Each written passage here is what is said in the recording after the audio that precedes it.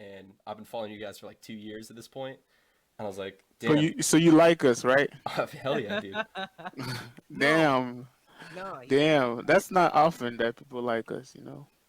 He hit us up saying, "Hey, he wants to ask us some questions about the um, recent EP. So, what better way to do it than doing some crate digging, some listening together."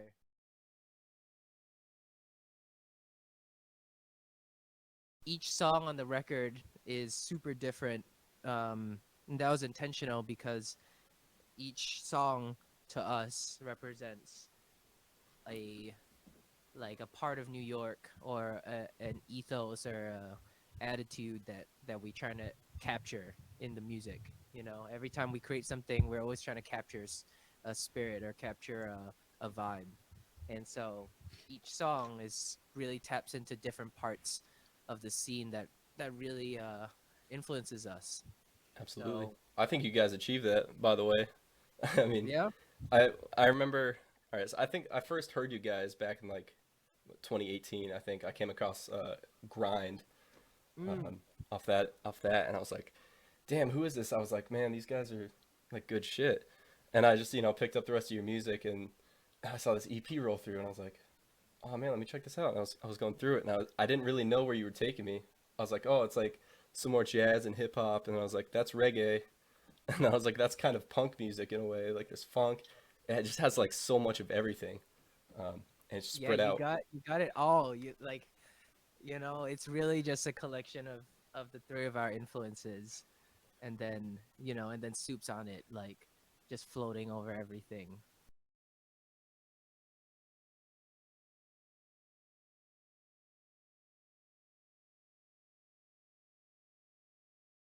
What a great way to start off the album, by the way. I know it's the title track, but it's just like such a good like way to kick things off, I I don't think. know. Probably a neighbor. Sorry, guys. All good. Um, Somebody's ringing my buzzer. It was like, Oh, that's how you call it now. yeah, this is the buzzer. no, literally, my buzzer was going off. My girlfriend was like, "Who's that?" I was like, "I don't know, fucking clue." But anyway, you were saying, my bad. Dude. All good. I guess I don't know. When I listened to this, my first thought was, where did you guys start with this song? Like, did somebody play like a riff or a lyric? Because there's different approaches, and everyone has their own taste for what works best when starting a song. But with this one, like, I just hear the evolution of your instrumentation going from like upright, moving on to like more electronic synth stuff, and I wonder where does this song even begin in terms of composition? This one was Was it a gem? no. This is me. Yeah, this was you. What? You came up with those two riffs. Yep. I just wrote it on GarageBand one day, and then came up with the like skeletal ideas, and then we got in rehearsal one day and just um banged it out from there. Yeah. But yeah, I mean, you hear the.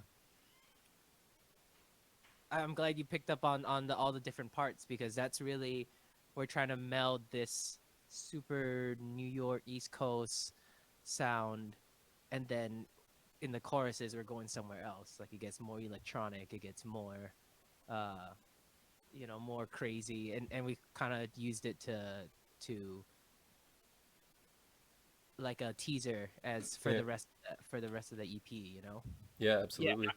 I remember in rehearsals, it was a challenge because we're in rehearsal and generally I'm playing like electric bass at rehearsals.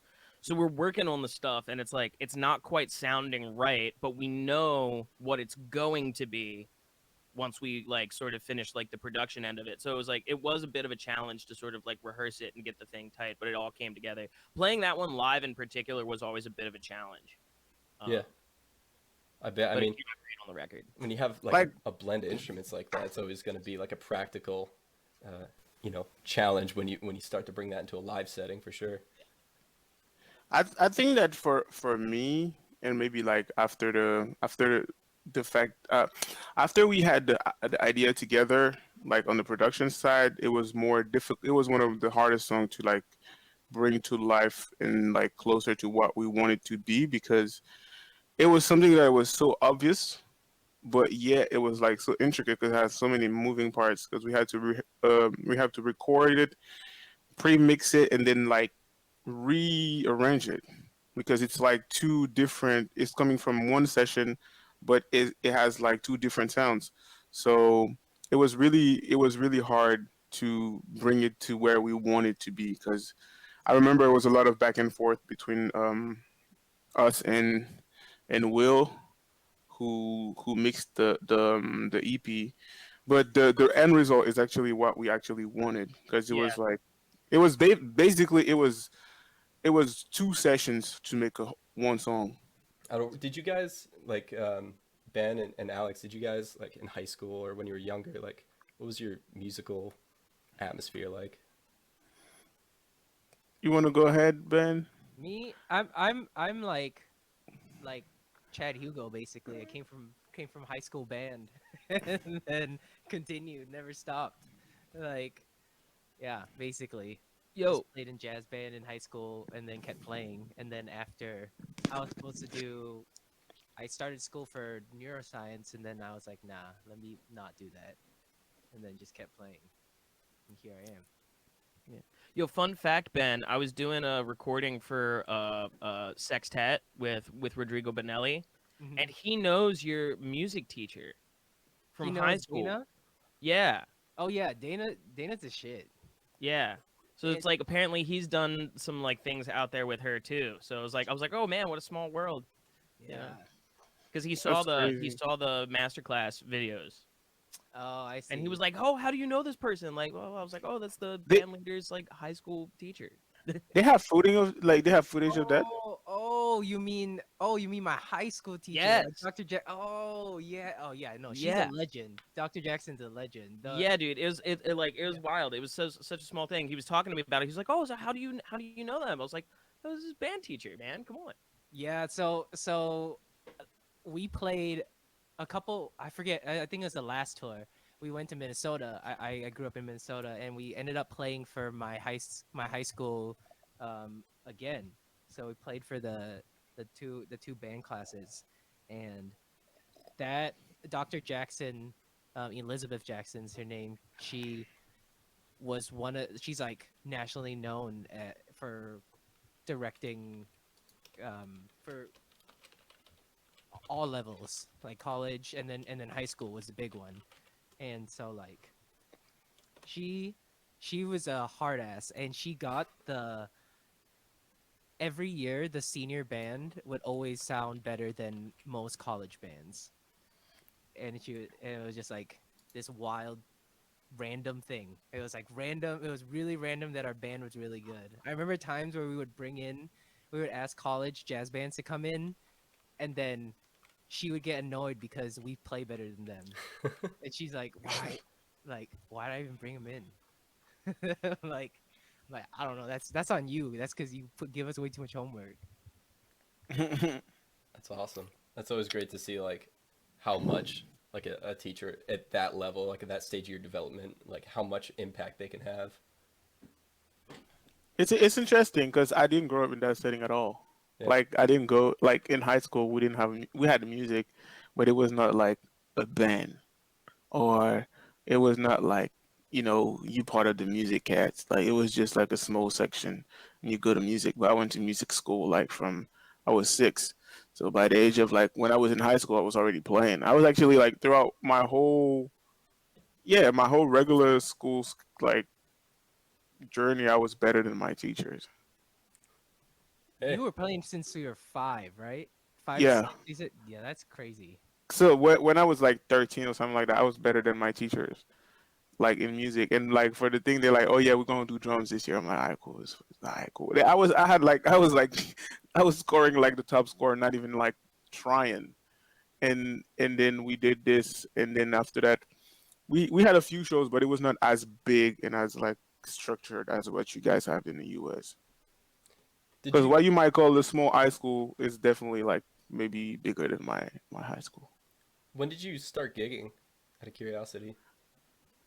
My first paid gig, I was probably like 17, Oh, okay.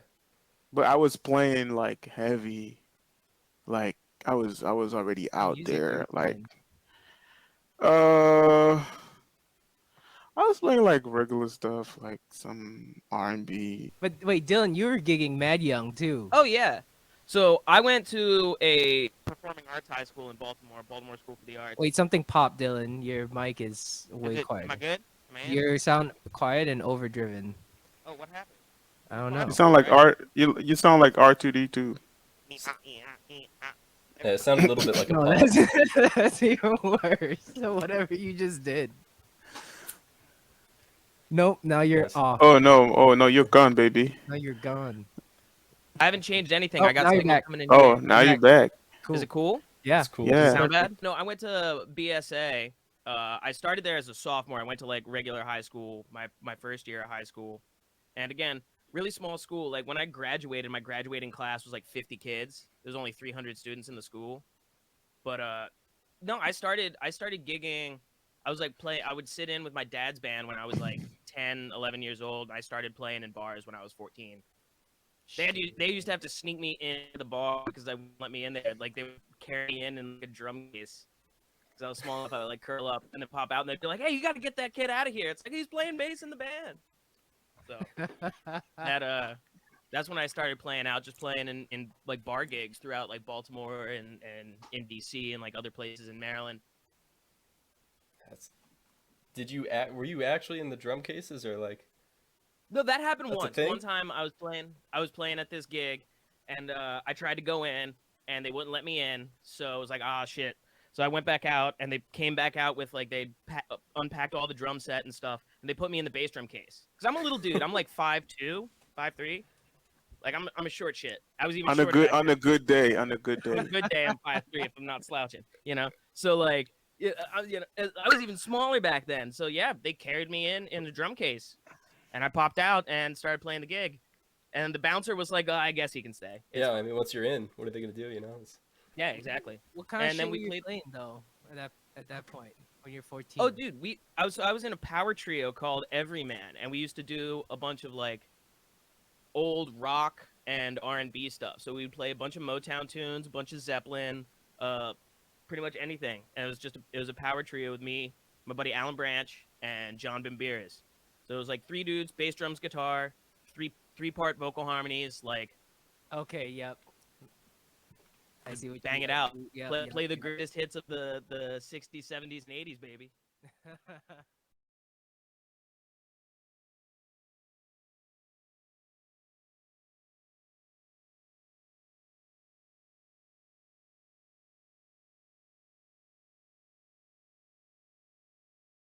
I love the music video, by the way. Who helped you? Like, who was responsible for like producing that? That is Jonah Best. Jonah Best. He did all our videos for this He's the best. project. He's the best. Yeah. He is the best. Yeah, man, that stuff's great. Yeah. And then what was fun was everyone you see and all the locations, it's all shit that it's like people at their work locations. Okay. That's Except the for cool me. thing. So it's like I'm not a bouncer though. Yeah, I you mean- always make me out like some sort of scumbag in the music videos. Like in No, the that's fucking just- video, I'm like plastered, right? That's It's not just- real liquor, by the way. I wasn't that fucked up at that point in the night. But then they make me play a homeless guy begging on the street. You know. Dylan, you just play it too well. See, But yeah, they needed a good actor to do it, you know, and so that's why. yeah. See, Fun story about when we were filming it. I actually scared somebody because there was like a couple walking past, and I'm like doing the thing, getting ready. I got like a little thing with change, and then like dude walks by. I was like, he thought I was really like begging for change. He was like, "Oh, sorry, I don't have anything." I was like, "What? You think you're better than me? You think you're fucking better than me?" And he was just like, "Oh my god!" I was like, "No, I'm just playing. We're doing a video. It's okay." Alex and Dylan, you guys are like really hitting it hard when we were planning this out because we had the song written forever. Yeah. We could have done. We were about to go 2 different routes. Like you were saying, like because you didn't have the whole vision. You're like, oh yeah, we're just gonna do it this in the studio, blah blah blah. And I was like, nah, we got to do it this way. And Dylan was like, yes, we got to do it this way. And then we like, did, like a P bass just to get that sort of like old school vibe, you know. yeah. And then Dylan Ooh. Dylan and I were like, no, we got to do it this way. And then was like, are you sure? And it's like, yes, trust the fucking process. And we went to the studio, and that was one of the like I think that's when we also like crossed this line where we got way more efficient in the studio Yeah. because we went there, we knocked the shit out, we get out. Yeah. We were not like just like it felt like work, but it felt like really focused. And I feel like at the end of it, we got everything we wanted to get out of, and that's why the song. Unfortunately, if this song came out in a better setting, like minus the pandemic, that shit would have been crazy. Yeah. I mean, That song would have been crazy. I'm telling you, like, and it is what it is. But I feel like we did it once. We can definitely do it like 10 times again, and in a better form. So Mhm. to me, it's like it was definitely a turning point because the production aspect of it was really focused and really it was really like we're really dialed in. We were really like in the zone trying to make that record. and I honestly, this is one of my favorite tracks, if not my favorite track off the whole album. Um, and I'm gonna be real. It's because you start on the end of one. Whose idea was that? Oh, Yeah, Oh, you interesting because I motherfuckers. You wrote got it me. You had me banging my head against the wall. I was like, because what I wrote beat it does this like start on? because I remember that day. I remember that yeah, day. I remember I wrote it with soup and it wasn't like what it was. It was like wait. Wait. No, it was like beat it da da da da da da.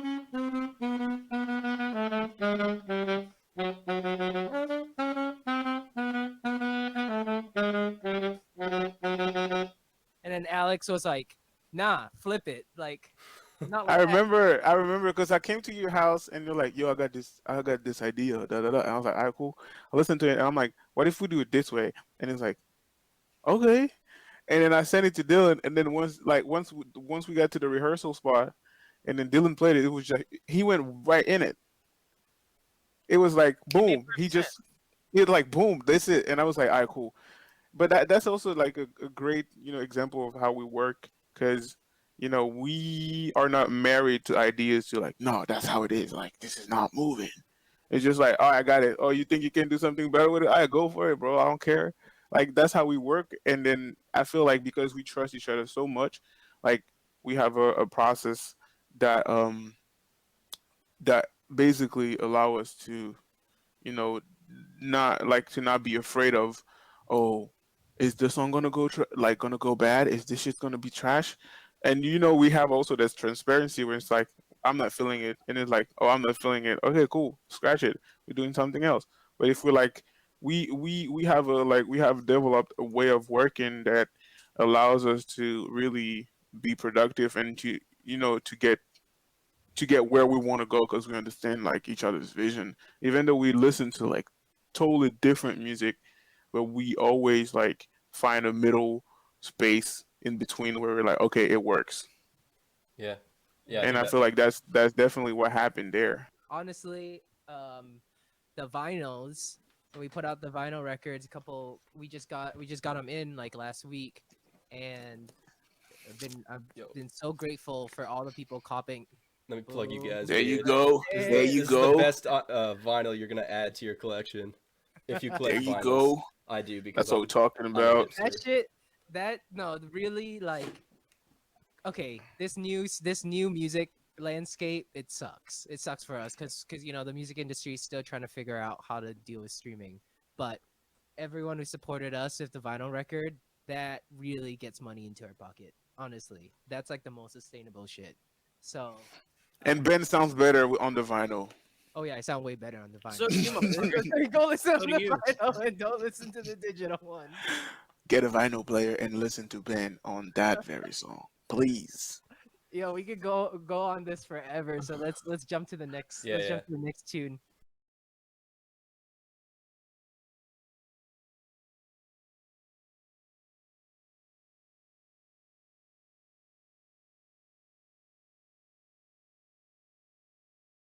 What a what a like left hook for me when I was listening to the album the first time through. Because Yeah. when I listen to albums, I like start at the top and I just go down through. And you guys hit me with like the funk and jazz and hip hop. I was like, cool. And I just heard this. I was like, this isn't the same album. It was. I was like, cool. But I mean, like, so when you guys did this, you know, you're working with Roots and Royal or Royale. I'm not actually sure how to say that, but like, how comfortable were you guys with reggae, and like, how much did you lean on them to say, okay, like, you know, what do we need to be doing here to make this good? Yep. Bro, Mhm. these Great cats live question, and breathe that stuff. because we got like, so we got a really interesting relationship with Royal Chaos, because so I think it was a couple years ago, a friend put us on. They're like, "Yo, go up to the Bronx, go check out their gig." Alex and I went, and it was like, We got vibed the fuck out. we got vibe the fuck out. Like we went there, no one was talking to us except the keys player, except Dre, the producer here, and he was like, "Yo, come play." And I thought he meant like, let's play one song, but what he meant was like, play for the whole 4 hours. So, so like, we were basically the house band with him on the first day, No, for, like, no, 4 no, no, hours. no, no. Ben was accepted like that. Oh yeah, Alex. Well, Cause yeah. I got vibed the fuck out for like 3 months. Oh yeah, true. Cause Ben used to have long hair, so long ponytail. Used to play Uh-huh. in the subway, so everybody's like, "Oh, yeah, you got from the subway? Oh my god, blah blah blah." I'm just the only like black French guy who is there that doesn't really talk the way they talk. That that don't play the music the way they want it to be played, and they're like, "Oh yeah, you would Ben, right?" So for a long time, they knew Ben, and they even wanted to charge me at some point. And Ben is like, "No, no, no, it's with me." And I was like, and then after that, um, we slowly transitioned. But I remember, yeah, like we used to go there. It was a pain in the ass, bro. Like we used to go there. We would like go all the way to the Bronx. Like how long of a commute? It's like a 2 hour commute Dude, all the I time. live on 170th Street, and it takes me like 40 minutes to get there. Yeah, and Like, yeah, no, that shit. And so basically deep. for a year or two, that we did that every Thursday, Every and Thursday. then from like we ended up playing Resonator Festival together, like both Yeah. bands, both QNA and Royal Chaos, like 12 people on stage, two bassists, like four horn, like that Parliament type shit, and like Yeah, dude, it felt like a Wu-Tang video or something. yeah, it was just like Just everyone. like, And then But and no, then but we got, imagine we did that before though. no, we didn't. No, that was at ResFest, and then No, but we did it before over there. oh yeah, we did it in the small tiny basement at Voice Out Couple of before. times. Yeah, a couple of times. yeah, Two Every time we did keyboards, it, two guitars, two basses. yeah, man. two I remember the basses. first time I met Coco. It was like one of those love fests where it's like, oh no, I'm trying to get like you, bro. No, I'm trying to get like you, bro. Like, it was awesome. I learned a Yeah. lot, dude. Those guys definitely teach me some stuff, man. I think the reggae culture, right, and the Rasta culture like feeds into that sound so much. And like, I mean, you guys say, like, I was peeping your website. I mean, you guys call yourself pirates, right? You know, like, and this whole album is about being above the law. This song's called Outlaw, and that just, I feel like, caters so much to the Rastafarian culture, right? And that Yeah, it just really like gives this makes song their a own. home in the album. But it's also like I feel a picture of New York in general because like that's something me coming from the Caribbean. I've always been around like Caribbean music, reggae, ragga, and all of that. But being in New York, I was like, what? How come you guys know that? Like, what is going on? Like all the shit, like the culture, the music, the food, like the way they talk, the like all of that. I'm like, yo, this is really familiar. But it's also like so included in the New York jazz scene, the hip hop scene, and all of that. Because like it's everything is in relationship with like the Caribbean because there's such a strong Caribbean community in New York. So I feel like it's just normal for us to not only pay homage to it, but also like include it because I mean we we be eating like Jamaican food or Caribbean food or like any sort of food that is like in that realm, or we be like in the fucking parade when it's Labor Day. Right. But you know what I'm saying? So it's like it's part of like our New York lifestyle. So to me, it was like just something that was like really natural.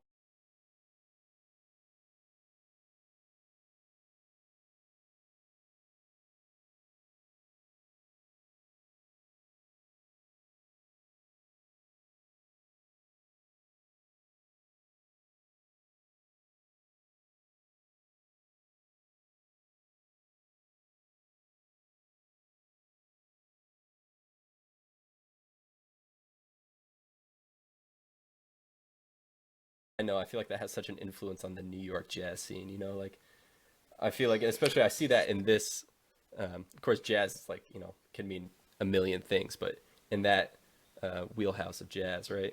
I feel like that type of music. Yeah, like I'm just gonna go into a club and hear like slam poetry over, dudes jiving and ripping, absolutely shredding through just crazy chord changes and stuff.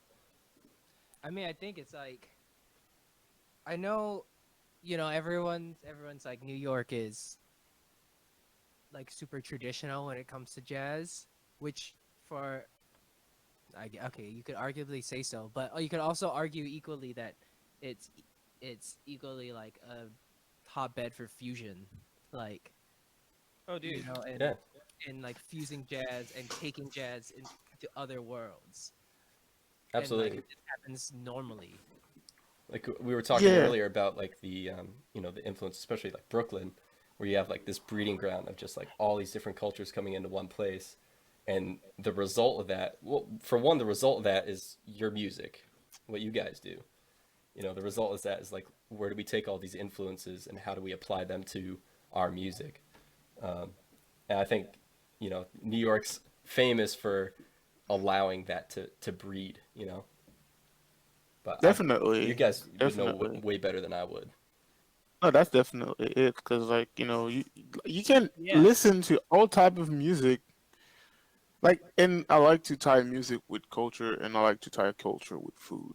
And Yeah, it's like Yeah. you can find any and everything that you want, Yeah. and you know, and find a decently authentic version of it. It's not gonna be like In top Brooklyn, notch in New York as a Yeah. whole. in New York. Yeah. Because I mean, to me, I mean, some people are like really about Brooklyn and all of that. I mean, I feel like because I was not born in New York, I don't have that feeling too much of like belonging to Brooklyn or all of that. To me, it's just depending of what bridge you're taking, but everybody's gonna meet each other like in Manhattan, something like that. yeah, And it's like it's so close. So, but do you definitely find different vibes in Brooklyn or Harlem or like the Bronx or Queens? Like you definitely find different things.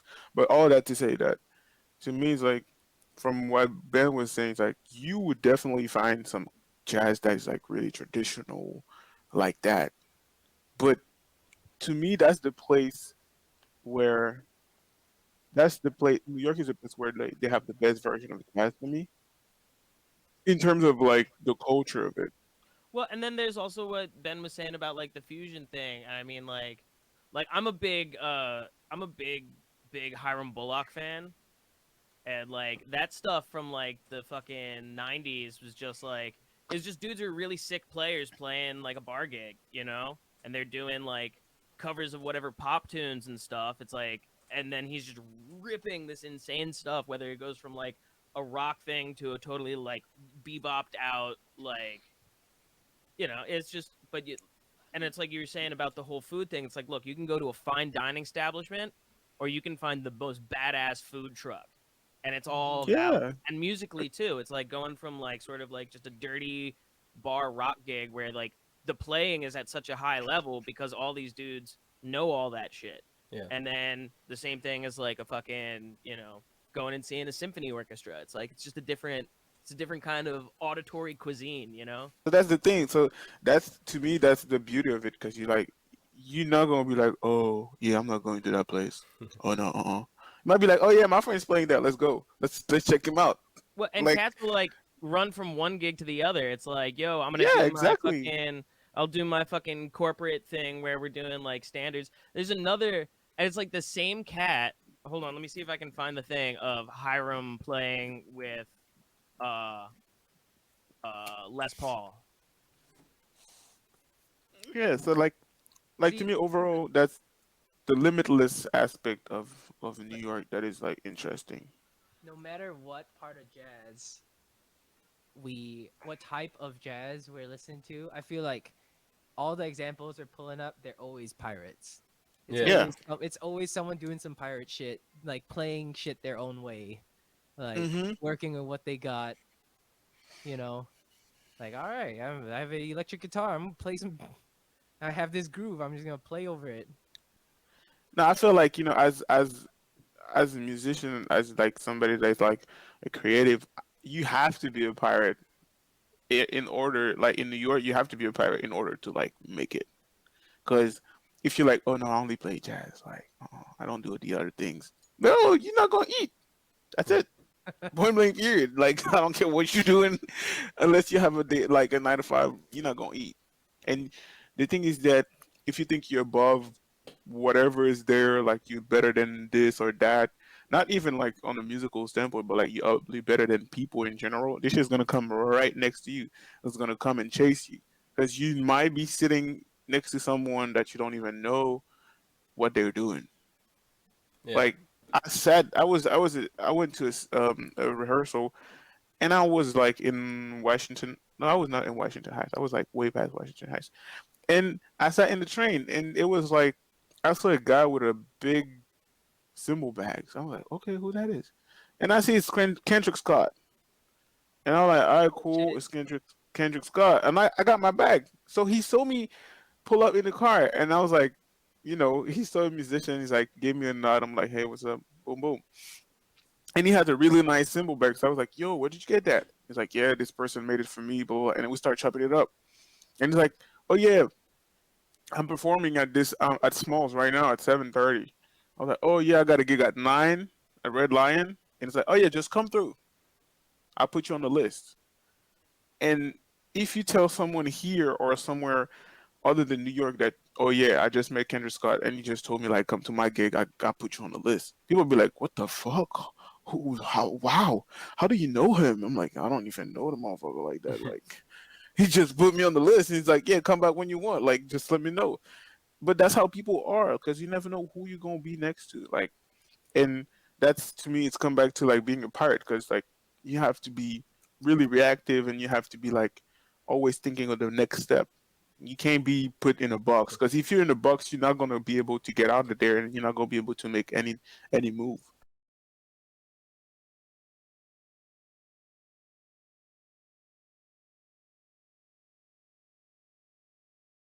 In my notes when I was doing analysis on all these tunes, there's a quote. Let me see if I can grab this. I want to read to you if I can find it.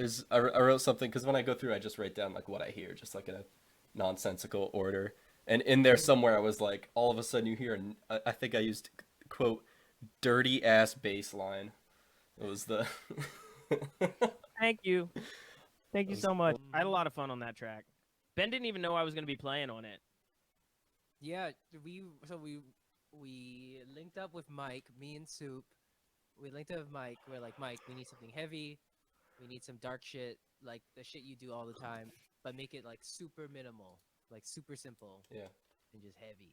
And then we finished it. He like said he was gonna send me a mix. I'm like, hey, can I get the mix? And he said, nah, I need a bassist. I'm like, okay. He's like, I'll be back in 2 weeks. I'm like, okay. And then 2 weeks later, he's like, here's a mix. And I hear it, and I'm like, yo, this is fire. Who is this? Wait, and I'm like, let me hit Mike up because anytime I want to sub for Dylan, I'll call whoever this is. I'm like, yo, what's up, Mike? Who's the bassist? It's like, it's Dylan.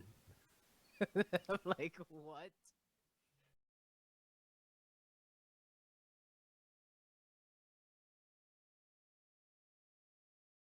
Dylan, Ben mentioned this was your wheelhouse. Are you like a? I think you earlier said something about you're like a punk fan. Oh yeah, I Punk mean, rock? I grew up playing punk stuff. That was like my first introduction into playing music.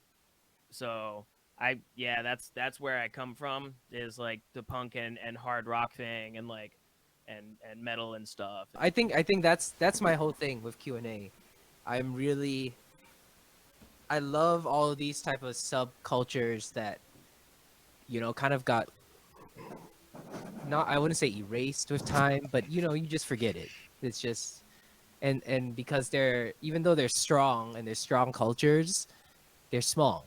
Yeah. And so I think with Q&A what we really love to do is shine a light on those people. Cuz I don't know. I don't care if you got a million followers. If you can play the shit out of like can play an amazing set in any genre, I'm like, oh yo, that's wild. That's what I care more about.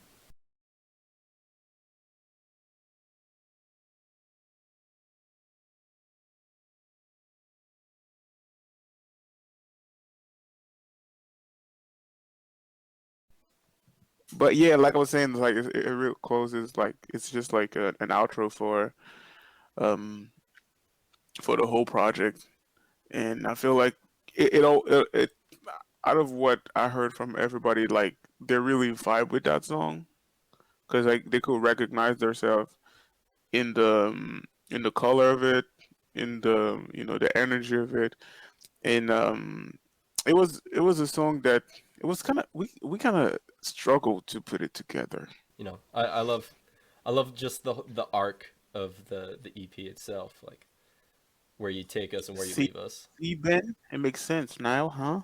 Yeah. Mhm. We were drawing the arc.